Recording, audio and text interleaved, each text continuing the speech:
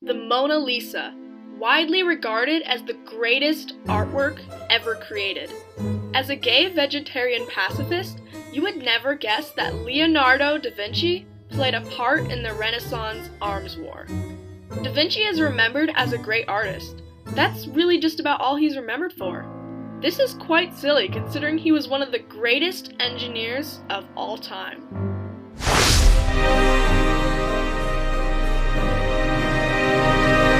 Science with Woo! History with Ella. The most famous artwork of all time is the Mona Lisa. This must mean that it is objectively a great piece of art. Arguably the best, right? Not to say it's not a great piece of art, but it's certainly not objectively the best.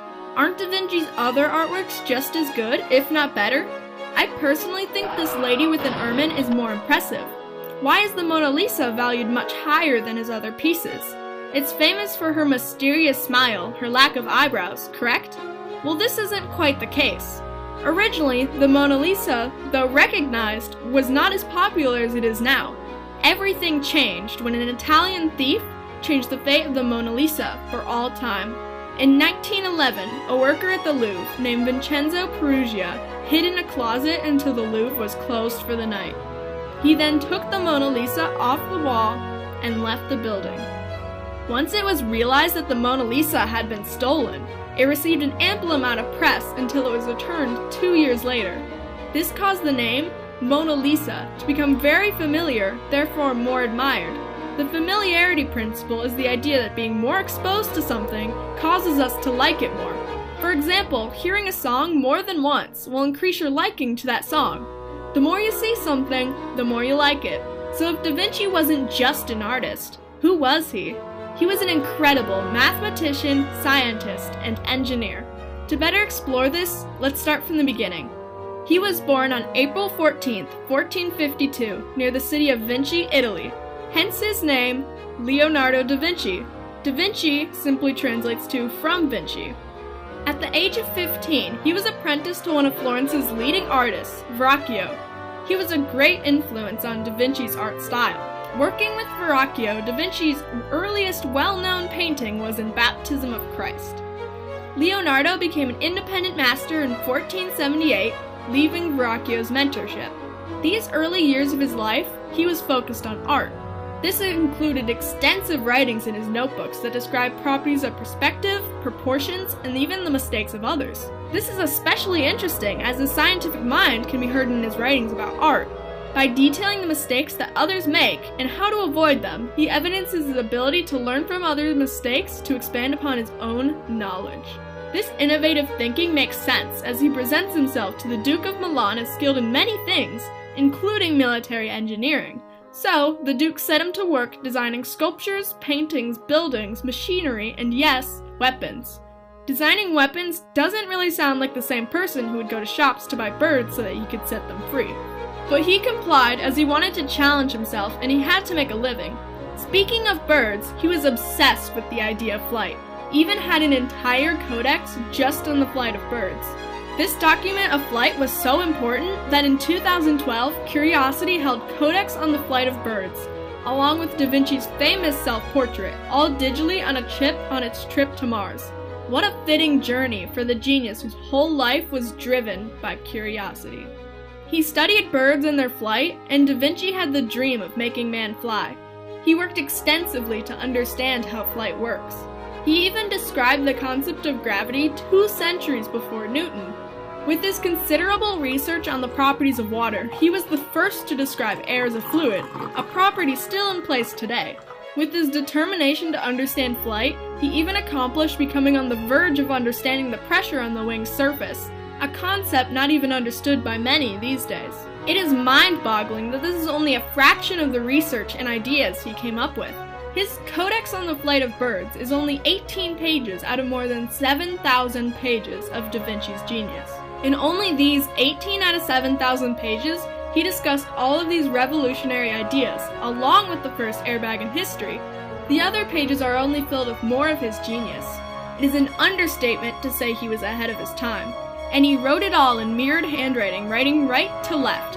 This is likely due to the fact that he was left-handed, and this was to avoid smudging in his writing.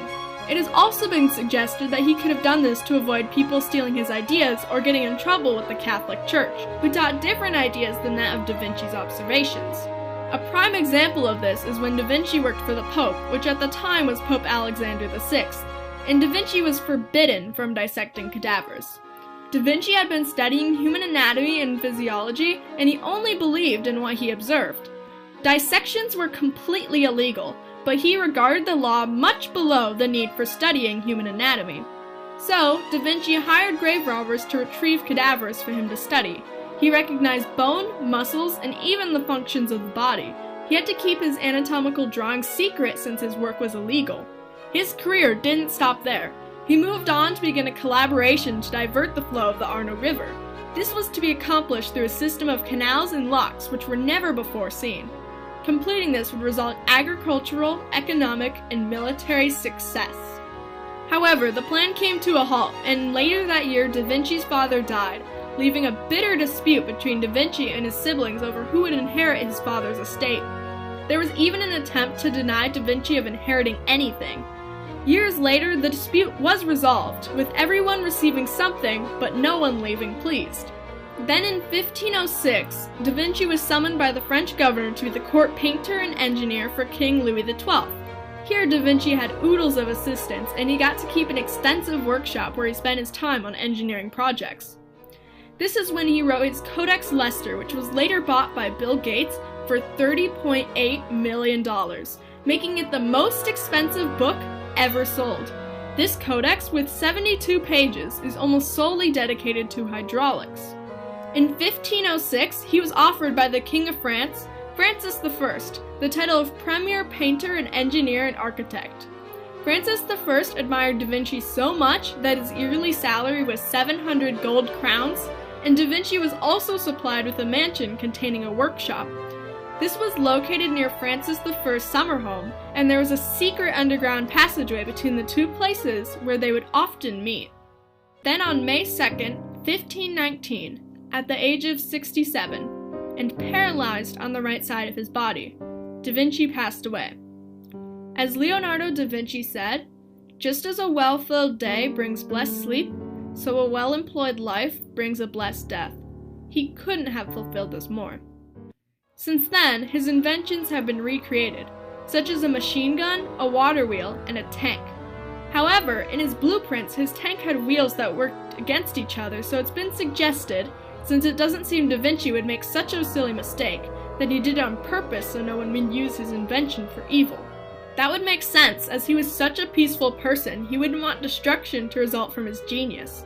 He worked for a large slew of important figures, including popes and kings.